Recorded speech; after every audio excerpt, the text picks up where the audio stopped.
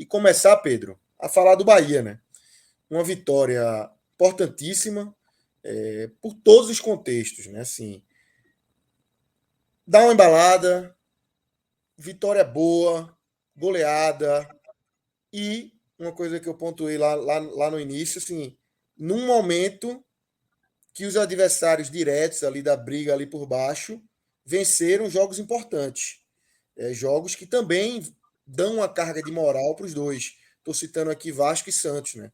Vasco pegou o Atlético Mineiro no Maracanã, venceu por 1-0, num jogo que com certeza vai ficar marcado aí se por um acaso o Vasco conseguir essa fugir desse rebaixamento, esse jogo tende a ficar marcado.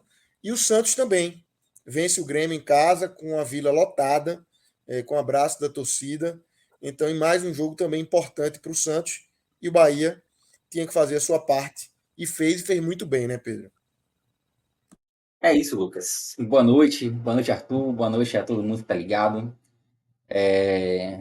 O resultado hoje é crucial, assim, pro Bahia, né? A gente chegou a falar na semana passada sobre a importância desse jogo contra o Bragantino, que não era um jogo fácil, pelo contrário, era um adversário difícil. E o Lucas falou bem, né? Aí, os adversários do Bahia ganharam seus jogos hoje. O Vasco já havia vencido, o Santos venceu o Grêmio também. Ou seja, se o Bahia, por acaso, tivesse perdido no jogo de hoje, qual seria o cenário, né? O Bahia estaria a 3 pontos de sair da zona de rebaixamento, estaria na zona de rebaixamento, né?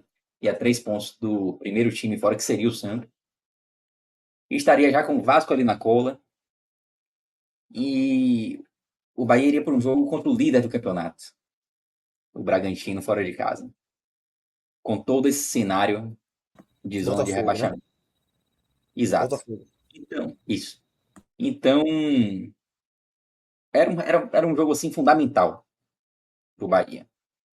E além disso, além da questão da tabela, havia também uma questão de clima, né? O Bahia vinha de uma vitória contra o América, depois jogou bem contra o Atlético Mineiro, especialmente no primeiro tempo, mas perdeu. E ainda havia uma dúvida, né, se de fato aquelas atuações, essas duas últimas atuações contra América e Atlético, elas já sinalizavam ali uma mudança de espírito, né? Uma chave virada. Cheguei até a comentar sobre isso no dia da derrota contra o Atlético. E aquele triunfo diante do América, ele ainda não era suficiente para a gente falar, pô, a chave virou. A chave ela é virada quando você tem ali uma sequência de boas atuações e principalmente bons resultados. E aí vem a derrota para o Atlético e por mais que a atuação tenha sido boa, o Bahia perde o jogo, algo que aconteceu outras vezes no campeonato também. E hoje a gente teve as duas coisas, né? O Bahia jogou bem, fez uma boa partida contra o Bragantino. E mais importante do que isso, teve o resultado. E um senhor resultado, né? O Paiva até comentou na coletiva dele, e a gente vai, obviamente, se aprofundar um pouco mais na coletiva daqui a pouco, mas ele comentou na coletiva que ele não achou que o jogo de hoje tenha sido o melhor do Bahia. Do campeonato, talvez até nem tenha sido realmente, em termos de atuação, porque o Bahia ele não dominou o Bragantino completamente, né? O Bragantino teve suas chances, e Marcos Felipe fez uma boa partida. Não teria sido surpresa se o Bahia tivesse sofrido gols no jogo de hoje. Só que, porra, hoje o Bahia teve o principal, né? Teve o fundamental do futebol, que era o resultado. E muitas vezes o Bahia jogou bem, criou oportunidades, mas não conseguiu converter as oportunidades que teve em gol, e, e sofria na parte defensiva, acabava sofrendo gol. Hoje o Bahia teve duas coisas que faltaram ao time de Paiva em algumas oportunidades, que foi o aproveitamento das chances ofensivas e também uma segurança maior defensiva. O Bahia conseguiu conter as chances que o Bragantino teve, ainda que muitas vezes contra a defesa de Marcos Felipe. O Bahia cometeu erros também, cometeu erros de saída de bola, mas saiu ileso, saiu sem sofrer gols. Então, é uma partida assim que a gente tem que tirar o chapéu porque o Bahia fez. O Bahia goleou o quinto colocado do campeonato, goleou assim com todos os méritos. Por mais, deu chance para o Bragantino, mas é natural que você dê chance para times, especialmente da primeira página da tabela. O Bragantino tem um bom time. E, no geral, assim, a partida foi muito positiva. Não tem nenhuma vírgula, assim, né? Não tem nada que a gente possa falar, pô, mas isso aqui foi mais ou menos. Não teve. E o Bahia estava merecendo isso, assim, pela atmosfera da torcida. Hoje, eu estava até comentando aqui, antes de entrar no ar, eu fui com minha filha para a Fonte Nova e um público gigante na Fonte Nova hoje, 38 mil pessoas.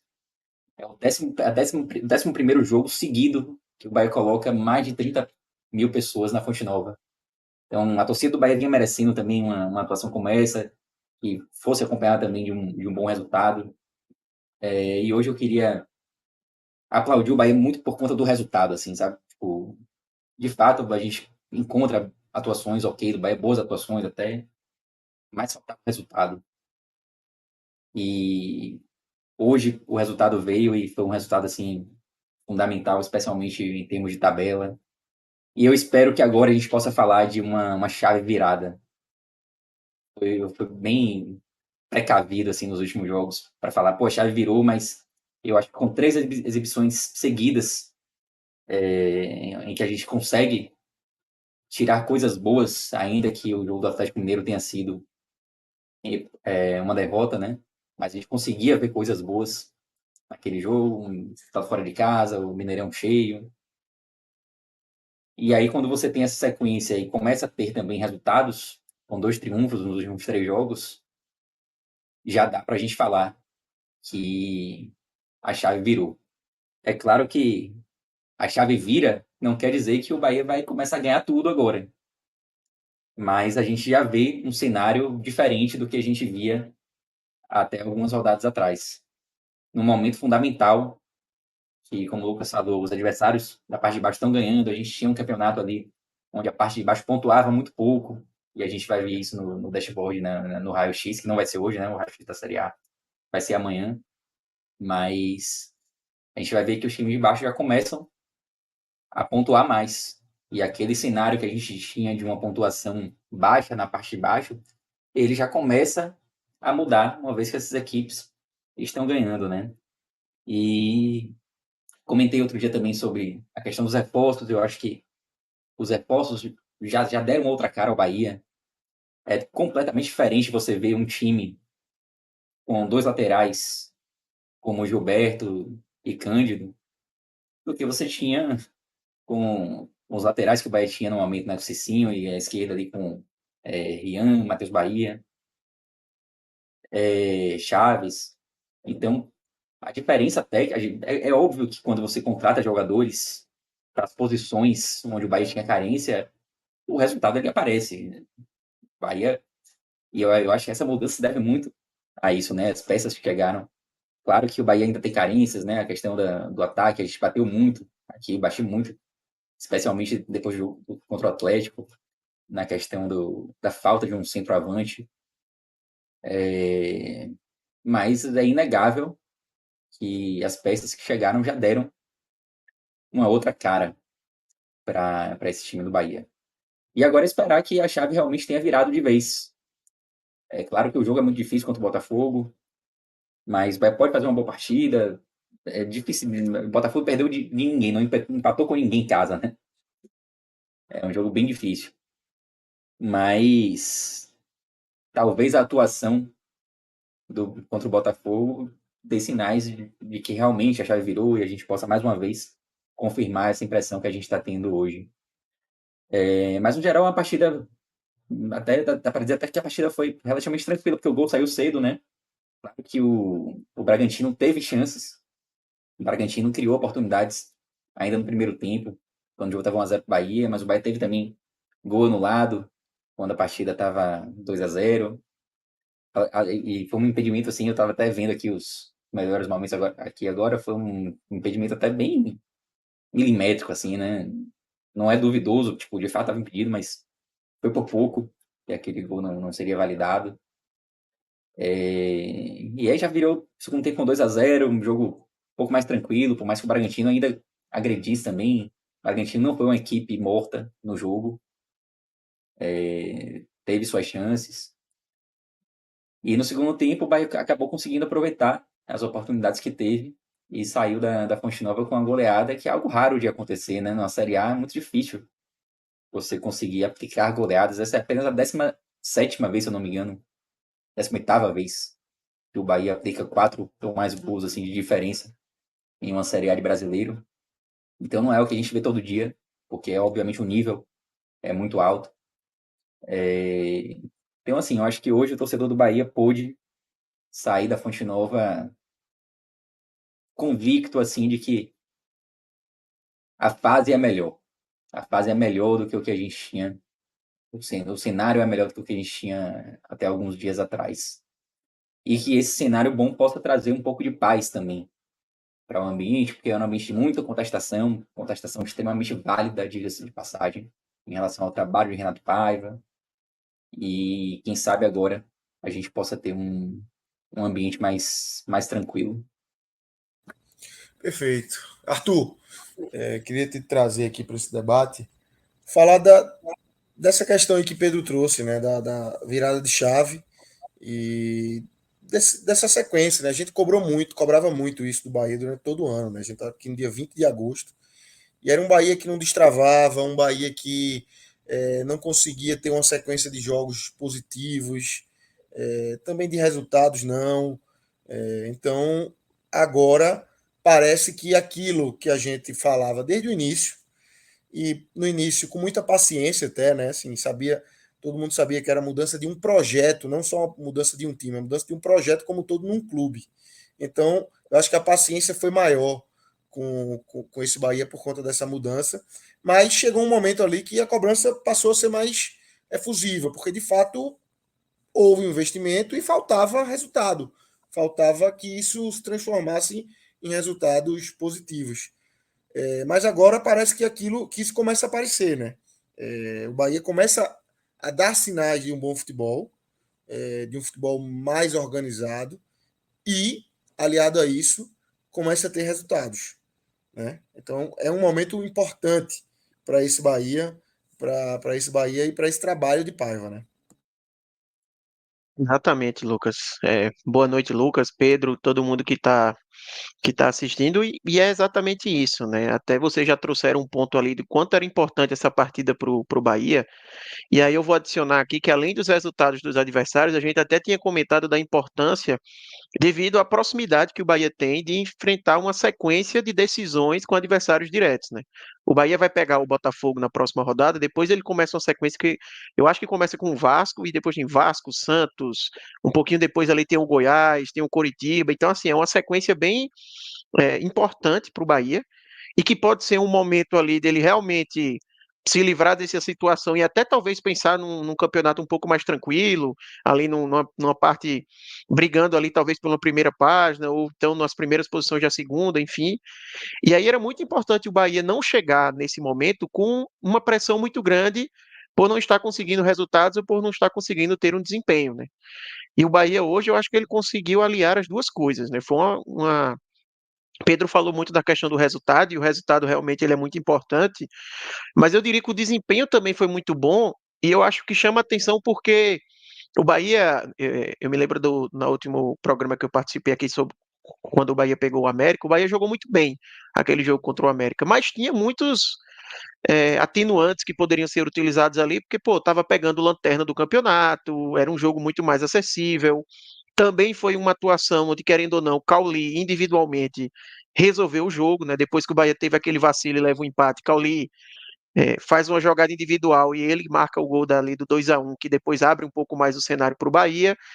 E hoje a gente tem uma situação diferente, né? O Bahia pegou uma equipe que está bem no campeonato. O Bragantino ele terminou o primeiro turno na quinta colocação. E era uma equipe que tinha um dos melhores ataques, uma das melhores defesas, então um time que mais finalizava no primeiro turno do Campeonato Brasileiro. Então era um jogo difícil e que o Bahia ele controlou do início ao fim. tiveram momentos ali, principalmente no primeiro tempo, onde o Bahia correu o risco de levar um gol, sim, mas eu acho também que era algo esperado quando você está pegando o Bragantino. Eu acabei de dizer que o Bragantino é a equipe que no primeiro turno mais finalizou no campeonato. Então não ia ser diferente. Ele ia finalizar bastante também contra o Bahia. Ele até finalizou menos do que a média dele, mas finalizou com perigo e estava ali Marcos Felipe fazendo mais uma boa atuação para segurar o resultado. Então eu acho que realmente é um jogo para ser uma virada de chave, né? A gente não consegue cravar aqui de que virou a chave e agora o campeonato vai ser outro, tem que ver ali o que vem para frente, principalmente essa sequência que eu falei de decisões, mas essa é uma partida que realmente o torcedor olha e diz, pô, ali é um jogo para ser um divisor de águas, né? É realmente um jogo para você ter como modelo e dizer, é daqui para frente que o Bahia tem que mirar. E como eu falei, por não ter nenhum atenuante, porque contra o Atlético Mineiro, o Bahia jogou muito bem também. Talvez o primeiro tempo contra o Atlético Mineiro, em termos de desempenho, talvez ele tenha sido até melhor do que o de hoje. Porque o Bahia criou muitas chances jogando fora de casa e tudo mais. Mas querendo ou não, foi só o primeiro tempo e o resultado não veio. Então não adianta só ter desempenho, como o Pedro bem falou, né? Tem que saber aliar isso ao resultado. E eu acho que um ponto muito positivo que o Bahia teve hoje foi saber ser efetivo, concluir as oportunidades que teve e marcar os gols, né? E ainda teve outras chances. Tassiano, por exemplo, perdeu duas chances claras de gol, né? Uma no primeiro tempo, um belo passe de Cauli, e outra no segundo tempo, uma boa jogada de Gilberto e ele finaliza na trave. Então, foi uma atuação que o Bahia dominou a partida, controlou a partida desde o começo, como o gol saiu muito rápido, isso facilitou, né? O gol sai com menos de 10 minutos. É, E eu acho que, obviamente, tem muito das contratações, né? Principalmente os laterais, como o Pedro bem falou. Assim, as duas laterais do Bahia, a mudança que teve ali é da água para o vinho. Assim, é outra realidade de nível de jogadores. Assim, Gilberto é um cara que poderia jogar em quase todos os clubes da Série A, e eu só não digo todos, eu estou dizendo quase assim, por um receio, porque eu não pensei muito bem, mas é um cara que chegaria para jogar em basicamente todos os clubes que estão hoje na Série A, sabe? E é um cara que revolucionou o lado direito do Bahia. Os quatro gols que o Bahia fez, dois foram de bola parada, né, com o Cauli, que mais uma vez jogou muito bem, e os outros dois saíram em jogadas a partir dali do lado direito, né? Os dois gols do segundo tempo foram jogadas do lado direito de ataque do Bahia. Não é coincidência o lado direito de ataque do Bahia ter crescido tanto depois que Gilberto chegou, né? Isso é resultado do crescimento que a equipe teve ali naquele lado, inclusive o segundo gol do segundo tempo, né? O último gol é uma jogada dele ali que ele cruza e a bola chega até Cauli para finalização. Então, as contratações elas vêm surtindo efeito. Eu acho que a janela do Bahia, embora tenha muitas ressalvas ainda, que pô, não vê um camisa 9, talvez ali um cara como volante ali para Rezende não ser o titular, embora Rezende, já dando spoiler, tenha feito uma excelente partida hoje, tá? Mas é um ponto que a torcida do Bahia pega no pé, né? De que, pô, Rezende não é um jogador para ser titular nessa Série A e tal. Talvez ainda tenha essas duas lacunas que o pessoal pegou um pouco mais no pé em relação à janela, mas foi uma janela que mudou o patamar do time do Bahia. Isso eu não tenho dúvida. E eu acho também, Lucas, que o Bahia, e aí é um pouco que vai para Paiva, né?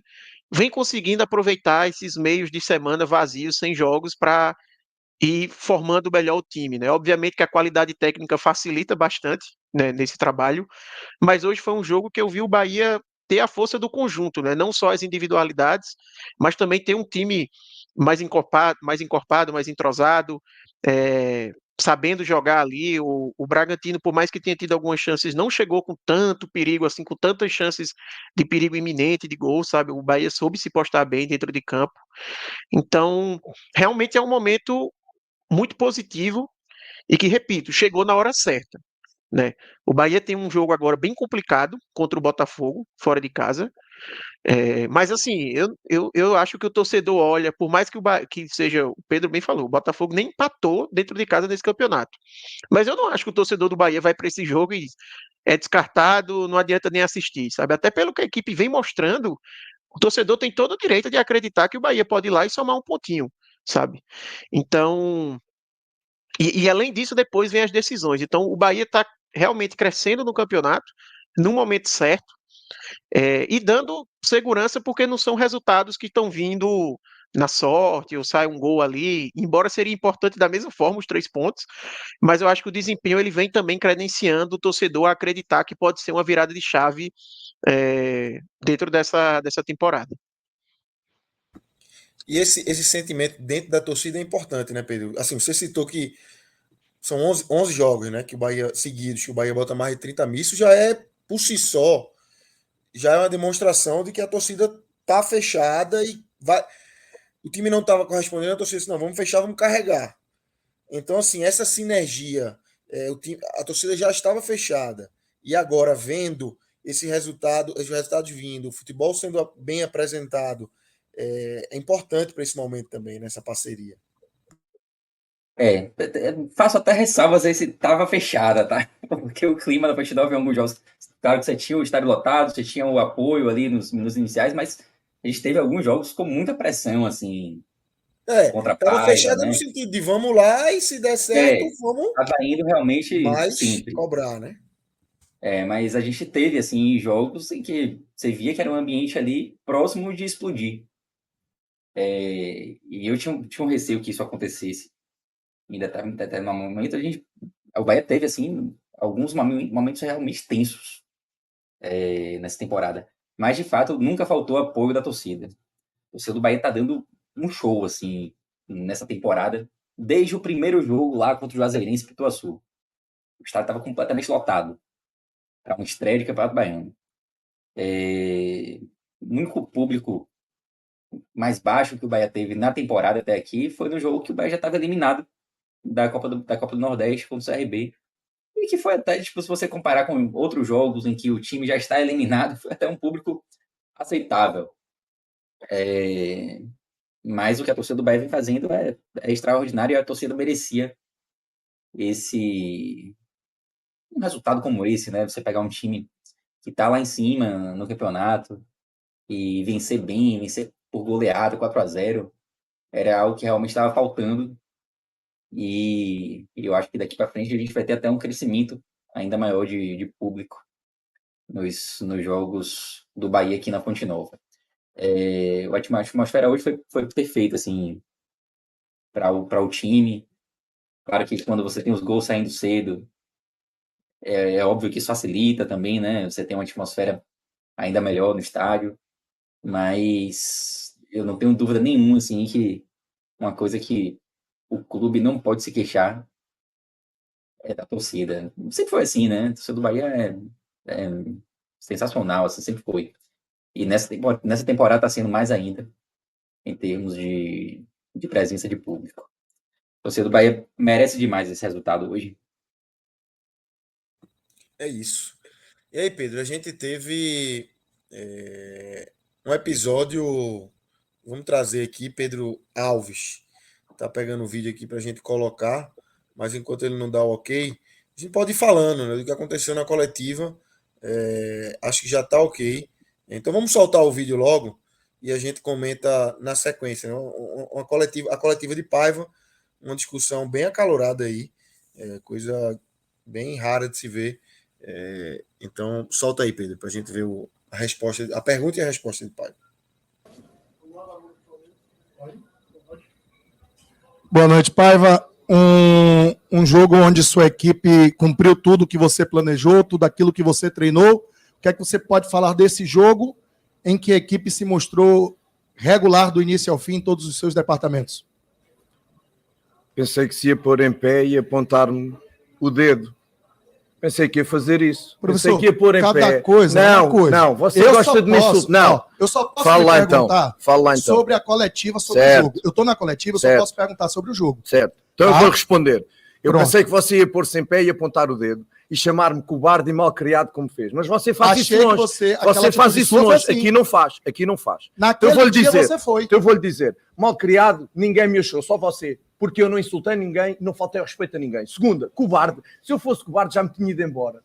E estou a falar para o radialista, não estou a falar para o homem. Estou a falar para o radialista. O homem é outra coisa, como você diz. Se eu fosse cobarde, já me tinha ido embora. E se eu fosse cobarde, não falava na sua cara. Porque você fala... Eu também estou falando para você. Não, você fala no seu showzinho. Achei quando sua está atitude sozinho. Covarde, sim. Quando está você sozinho. Não respondeu o que eu lhe perguntei, foi uma atitude covarde. Não tem que falar responder. do que eu falei na TV? Faça como você fez agora. Pergunte, fale do que eu falei na TV e depois responda a pergunta da coletiva. Eu venho para a coletiva lhe perguntar da coletiva. No programa, no canal de YouTube, aonde eu quiser, eu falo o que eu penso. Aqui, eu falo do jogo. É da curioso, coletiva. você só pensa no outro lado, aqui à minha frente não pensa. Percebe? Não posso, agora Você não não posso. pensa. Quer debater? Vamos Você não debater. pensa. Achei sua Não vou covarde. debater consigo. Acha que eu vou perder tempo consigo? Por Nem amor eu de Deus. perder com você, Por perdeu amor sim. de Deus. Outra Tanto perde pergunta. que tá aí falando. Outra pergunta. Outra pergunta não, por favor, responda a minha pergunta. A resposta é não. Não? Não. Ah, tá. Belo treinador que não responde se seu time jogou É aquilo o que você treinador planejou. pífio. Como você é um radialista Você é pífio. Pífio, Sabe uma sim. coisa? Quando eu cheguei a Salvador, disseram-me assim, olha, tenha cuidado com o tal de Baraúna. E de facto, confirma-se. De facto, confirma-se. Você é mal educado mesmo. Pois sou. Mas não o insultei. Nunca lhe chamei de cobarde nem de mal criado. Por que foi? Professor, Diga. quando o Pode voltar para cá. Lamentável, né? Um episódio assim, lamentável num dia de uma vitória importante e imponente do Bahia. Claramente Paiva estava engasgado, porque a pergunta é absolutamente normal, positiva, não tem absolutamente nada demais na pergunta, mas já, obviamente, existe um ruído aí entre ele e o Baraúna, né? O que é que você nos traz de contexto disso, Pedro? O que é que se fala disso aí em Salvador? Dessa relação entre os dois e qual a reação diante disso que aconteceu hoje, né? Tá no mudo, tá no mudo. Tá no mudo, Pedro. Opa, agora sim. Não foi a primeira vez que Baraúna e Paiva trocaram farpas em coletiva. Eles já tinham tido um problema anterior também durante uma coletiva. Fizeram as pazes, inclusive na coletiva seguinte, na Fonte Nova. Paiva até comentou que estava feliz por ter conversado com Baraúna e tal, e resolvido o problema que eles tiveram. Entre tapas Mas, e beijos, entre tapas e beijos. Pelo visto, azedou de novo a relação. Pelo que eu entendi, foi algo que Baraúna teria comentado no programa de televisão que ele participa, né? Porque, de fato, Lucas, a pergunta foi uma pergunta absolutamente normal, né? Não teve absolutamente nada. A resposta de Paiva não foi em função da pergunta, né? Foi em Qualquer relação ao coisa que que ele ele ouviu. falasse ali, pai, Exato, você tá muito bonito hoje. Ele ia dizer, eu não sou covarde, não sou. exatamente, Ele estava certo. exatamente. Agora sim, primeiro, eu tomei um susto, tá? Quando eu estava ouvindo a coletiva, estava no carro, né? Voltando Também da tomei Fonte um Nova. susto. Eu não entendi nada, porque pô, o Bahia ganhou de 4-0 e a pergunta, como a gente já disse, foi uma pergunta absolutamente normal. Eu estava conversando com minha filha e estava o rádio meio baixo, assim, e aí de repente eu só ouço pau comido ali, do nada. A primeira pergunta, a coletiva começou dessa forma aí, foi a primeira pergunta da coletiva. E tomei um susto, assim, quando comecei a ouvir.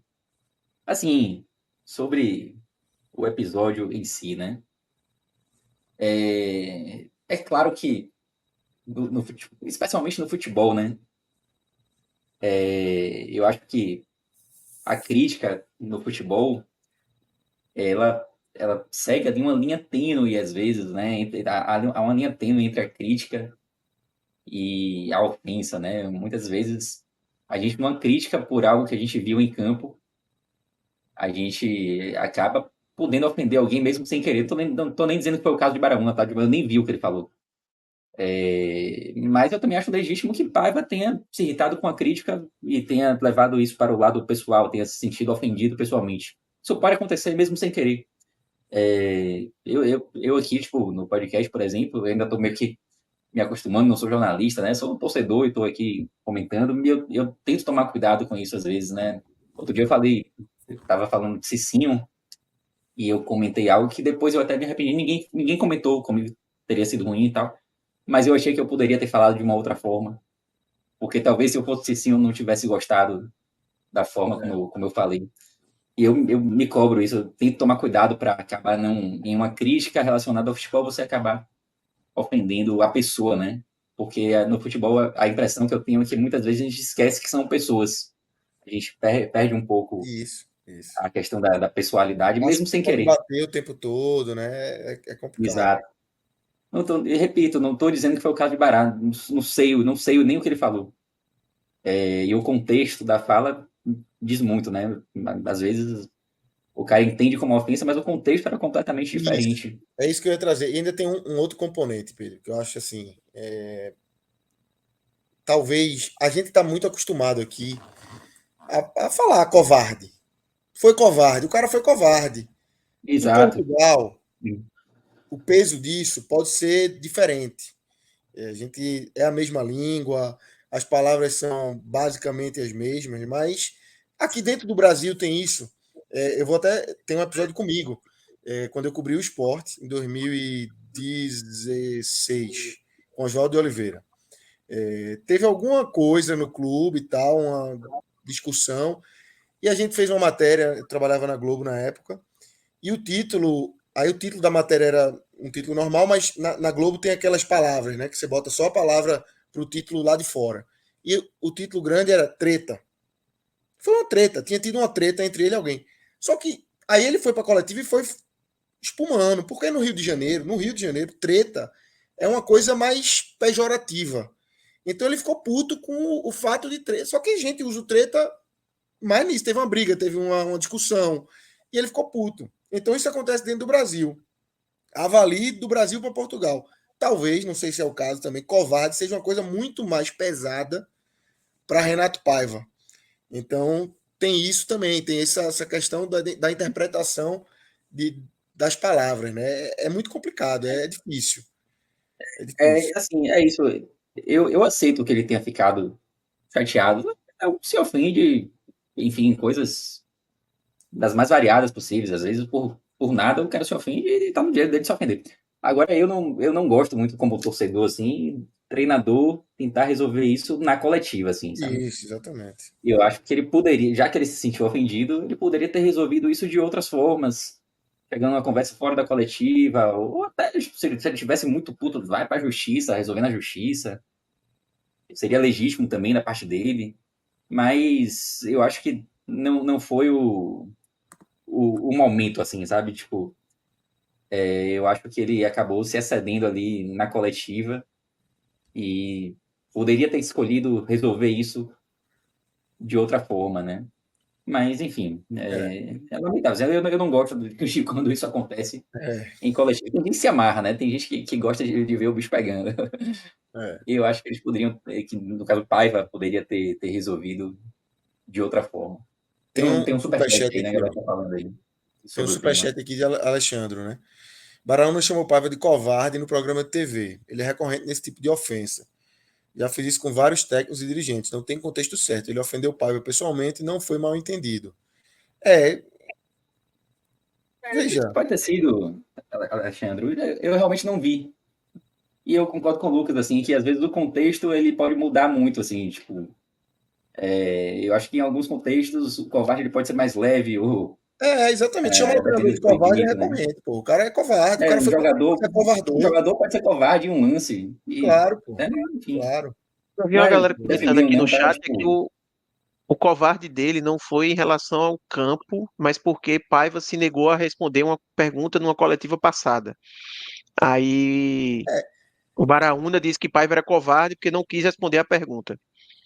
Claramente o clima não é bom entre os dois. E É, eles ficam usando do que tem, né? Assim, é, Baraúna fica usando do seu programa lá, enfim, para ofender Paiva da forma como for. E Paiva usa da coletiva para tentar responder. E não é bom para nenhum dos dois, tá? Assim, não é bom para nenhum dos dois. Para o jornalista é terrível, porque já fica taxado, enfim, como esse cara. O próprio comentário de Alexandre ele é recorrente nisso. Então, assim, é terrível. Talvez ele queira, ele goste. Tem quem goste desse tipo de perfil. E para Paiva é muito ruim também. Esse tipo de resposta, esse tipo de. Pô, você tira o foco de uma vitória importante e tal. Mas, enfim, tomara que não se repita, que eles não fiquem trocando farpas dessa forma, porque é ruim para o Bahia também. e aí, Lucas, assim, quando eu terminou o jogo, né, eu fui acompanhar o pós-jogo ali, fui ver a entrevista, eu também tomei um susto, porque as coletivas de Paiva, elas normalmente sempre são recheadas de alguma polêmica, né? Muitas vezes uma polêmica na fala dele, porque ele fala alguma coisa que a maioria não concorda, uma visão de jogo que é própria dele e os torcedores não veem da mesma forma. Mas eu me lembro, por exemplo, que na partida contra o América Mineiro, que foi quando o Bahia voltou a vencer depois de tantos jogos, né? Teve uma pergunta de alguém que foi algo no sentido de o que você acha que essa apresentação agora tem que ser um modelo de apresentação para o Bahia, que o Bahia voltou a jogar bem e tal.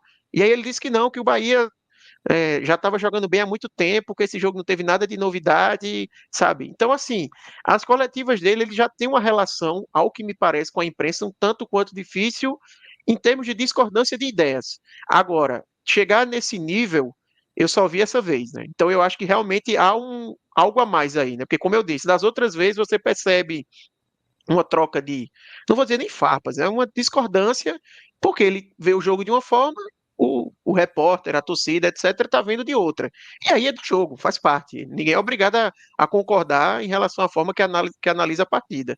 Mas nesse caso, deu claramente para ver que, como vocês bem falaram, assim, a questão não foi a pergunta, não foi a opinião sobre o jogo, porque a pergunta foi super tranquila, a questão era algo pessoal ali, que existe entre os dois, que acabou vindo à tona, né? Então, enfim, é que nem vocês falaram ali. Se o cara tivesse falado qualquer coisa, boa noite, Paiva, parabéns pela vitória, ia dar confusão do mesmo jeito, porque a questão vai muito além do que o que aconteceu apenas na pergunta ali.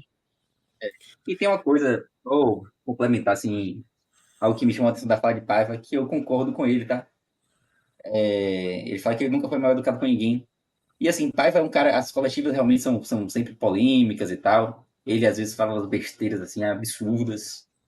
A gente já teve programa aqui de descer a madeira em coletiva de Paiva, né?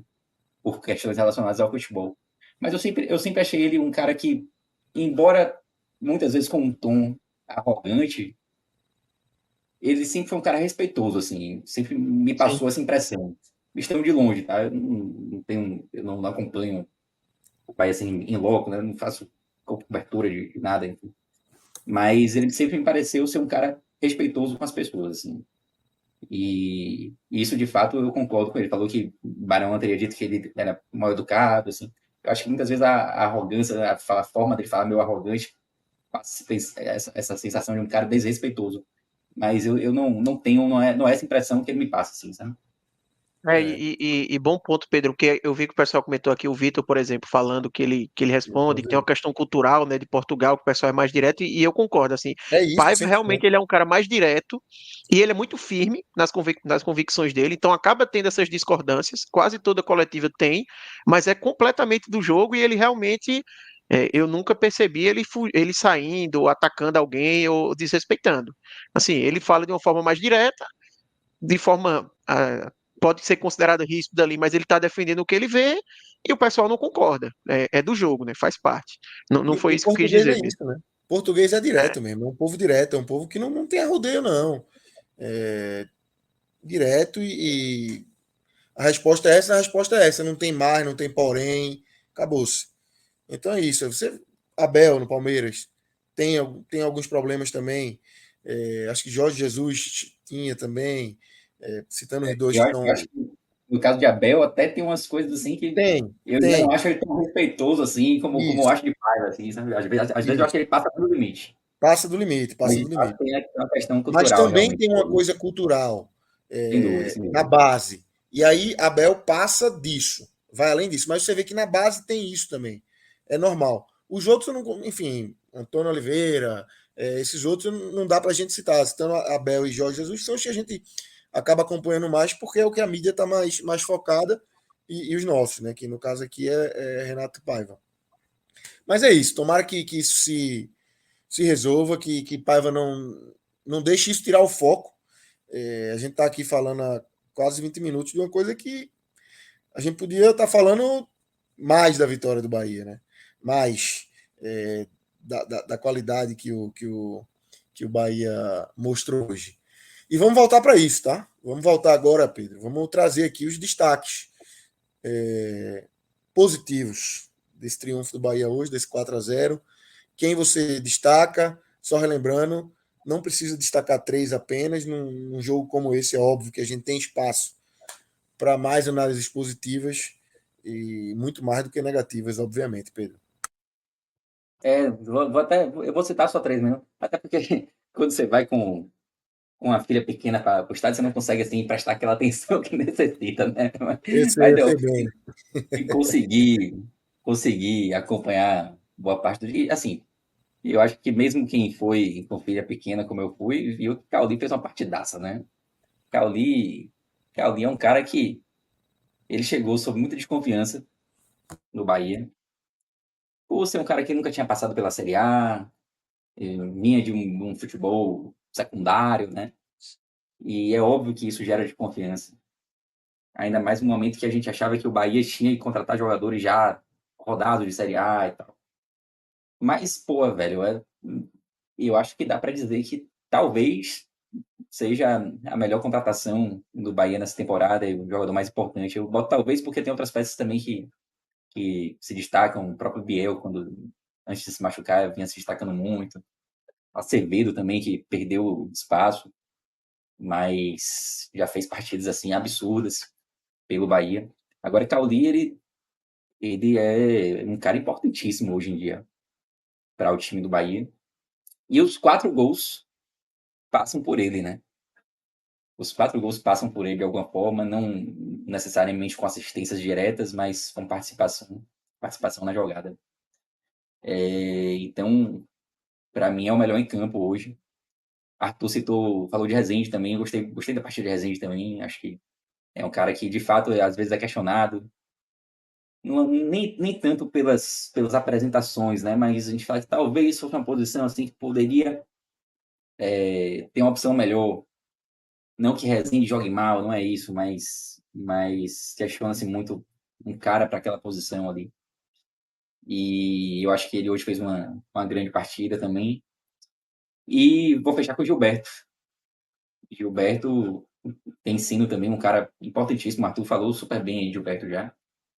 E falou, inclusive, da participação de Gilberto nas jogadas também, os gols saindo pelo lado direito e a evolução, né, que essa posição teve no Bahia com a chegada dele. De fato, é um cara diferenciado, concordo com tudo que Arthur falou ali na análise dele do jogo. Ele acabou mencionando muito o Gilberto, é um cara que jogaria realmente em quase todos os times do Brasil. Vou fechar com esses 3 aí, o pódio, mas o melhor para mim, sem dúvida nenhuma hoje, é Cauli. Arthur, Eu assino embaixo na lista de Pedro. Cauli como melhor, eu ficaria na dúvida ali entre o segundo, né? Se seria Gilberto ou Rezende. Rezende fez uma excelente partida, assim, não só pelo gol, né? Ele faz o gol ali no começo, mas marcando muito bem, né? Eu até vi depois da partida que parece que ele foi o líder de desarmes no jogo, mas desarmou muito, roubou muita bola, protegeu bem ali a entrada da área. É, e na última partida, por exemplo, que eu participei aqui, ele tinha dado um vacilo, por exemplo, naquele jogo contra o América, que foi a falta ali que ele faz, uma falta displicente, acaba dando o gol do empate ali pro América, mas hoje ele, uma atuação quase que irretocável, assim, muito bem mesmo. Gilberto, como o Pedro já falou, já comentei aqui, então um cara que realmente tá mudando assim o time do Bahia, né? Enquanto a equipe está conseguindo jogar melhor pelo lado direito. Eu só faria uma menção honrosa também a Marcos Felipe, tá? É, eu acho que não foi uma atuação como as atuações que ele teve, por exemplo, contra o São Paulo e em outras partidas aí, mas ele teve uma atuação muito importante ali, porque no momento decisivo ali no primeiro tempo, quando ainda estava 1-0, né, tem uma falta que ele faz uma boa defesa, depois tem uma chance, eu acho que é com Borbas, assim, pela direita de ataque do Bragantino, que ele também faz uma boa defesa, então foi um momento importante, porque se o Bahia leva um gol ali, a gente não sabe o que poderia acabar acontecendo da partida, né? Poderia ter mudado completamente o jogo. Então, eu acho que vale também essa menção honrosa a Marcos Felipe pela boa atuação. Assim embaixo, eu esqueci de citar, mas de fato, Marcos Felipe merecia ser citado mesmo. E é um goleiro que, aos poucos, ele vinha se firmando, né? Foi muito questionado também, em alguns momentos. Parece que foi só o Bahia especular que ia trazer outro goleiro, que aí o cara aumentou o nível das Trouxe, né? atuações, né? A sombra tá aí. Exatamente. Exatamente. E eu acho que essas atuações elas vêm sendo importantes até para manter ele como titular, né? Eu acho que aos poucos a desconfiança que parte da torcida tem, ela vai reduzindo. Não vou dizer que ele é unânime ainda não. Tem muita gente que tem pé atrás. Inclusive algumas pessoas que assistem o jogo perto de mim, assim, um cara em qualquer coisinha ele já reclama de Marcos Felipe. Mas eu acho que as últimas atuações estão sendo bem boas, assim. Tipo, é difícil você achar uma atuação ruim de Marcos Felipe nos últimos jogos. Acho que tem sido um cara essencial e ele tem um ponto importante também. Eu gosto muito da saída de bola dele. Eu acho que ele é um cara importante na construção ali da jogada e tal. Então, não sei se ele vai perder essa vaga de titular assim muito fácil, não. Não tá fazendo nada para perder essa vaga. Tem O que goleiro é dar uma muita posição que é brecha. difícil de mexer, né? É, Porque assim, você pega o Marcos Felipe, que realmente oscilou, mas o cara tá no melhor momento dele no Bahia, com confiança. Aí você vai mexer nele agora, não faz sentido, né? aí entra o outro cara, vai mal para você voltar com ele e você perdeu os dois. Exatamente, exatamente. Então, vai com ele, vai com ele. E assim, é, eu acho que para esse momento do Bahia, Paiva achou ali mais ou menos um a 11, né? E isso vai ajudando nessa evolução. Os processos ali dentro de campo já são conhecidos, o entrosamento vai aumentando, né? Essas peças chegaram muito bem, especialmente Gilberto. Então isso vai facilitando esse momento e essa evolução do Bahia, né, Pedro? Sem dúvida. Você vê, né, como muda a cara de um time, né? As contratações, quando são feitas assim para as posições realmente carentes, tem um potencial assim de mudar completamente a cara do time. E eu acho que foi isso que aconteceu assim nos últimos 3 jogos.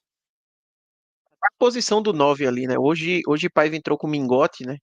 Que é a posição mais em aberto, talvez, desse time do Bahia, né? Que fica oscilando ali entre Mingote e Everaldo. Mas eu vi muito Uhum. torcedor do Bahia, por exemplo, falando que não sabe se Everaldo marcaria aquele gol que Mingote fez, né? De chegar ali com velocidade, meio que se jogando na bola para marcar o gol, não é uma característica que se costuma ver muito com o Everaldo, que é um cara um pouco mais parado, até pelo biotipo dele, né? Um cara mais alto, mais pesado mesmo, né? Então, eu acho que ainda é algo que o Bahia. Eu ainda pensaria, até se o Bahia quiser dar uma virada de chave em pensar em algo maior no campeonato, assim, talvez encontrar um camisa 9 aí que acabou o contrato antes do fim da janela, como o Coritiba, por exemplo, eu via muito falando em Slimani, que o Coritiba estava tentando contratar ele. Pô, seria um cara interessante, por exemplo, para o Bahia, mas eu acho que Mingotti hoje também fez uma atuação positiva. Eu acho que o time do Bahia como um todo, né, um 4-0 assim, é difícil você falar de alguém que foi mal, Contratou o mas é Slimani, isso, né, Lucas. Arthur? Contratou o Coritiba? Anunciou hoje o Anunciou? Coritiba. Ah, tá. Eu Foi. pensei que tava nas Quando conversas ainda. você falou aqui, aí eu dei um Google aqui, porque eu tinha visto alguma coisa no Twitter, mas, enfim, não abri notícia e tal. Aí fui checar se eu tinha visto alguma coisa que fosse tá perto, e tal, mas não, anunciou de fato o Slimani. Ah, Foi uma tá. contratação, um bom achado aí do Coritiba. Não sei se Foi, chega, foi. se dá para salvar, mas Então, ainda mais depois de hoje, né? é, Complicado. E aí, até falando dos resultados, Lucas, eu acho que isso é algo que vai ser debatido melhor no raio-x, né? É um pouco inevitável que role um pouco de uma decepçãozinha ali do torcedor do Bahia com o gol do Santos no final, né? Porque o Bahia estava conseguindo abrir uma vantagem para a zona de 2 pontos. Por um momento chegou a ser de 3, né? Quando o Grêmio abriu o placar contra o Santos. E no final, essa vantagem ela não existe. O Bahia fica empatado ali com a zona.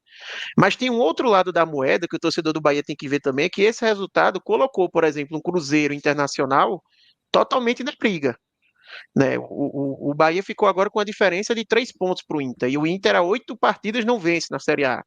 Pegar o Flamengo na próxima rodada. Então, assim, não acho que são equipes que a gente vai olhar e dizer, eita, são favoritos para cair, longe disso, mas são equipes que estão numa zona de risco ali, né? O Cruzeiro também está numa sequência bem ruim, assim, eu acho que ele venceu 2 jogos nos últimos 12, 13, uma coisa assim. Faz muito tempo que ele não consegue também ter uma sequência, então é mais gente para briga, né? E quanto mais gente tiver na briga, melhor para o Bahia, porque tem mais gente ali que ele tem a oportunidade de passar e acabar escapando, né? E lembrando que amanhã tem um joguinho aí essencial também, tá? que é esse Goiás e Atlético Paranaense. O Goiás, por mais que ele esteja fora da zona, né? Conseguiu se distanciar um pouquinho na última rodada desse bololô, tanto é que não foi ultrapassado pelo Bahia nem pelo Santos hoje.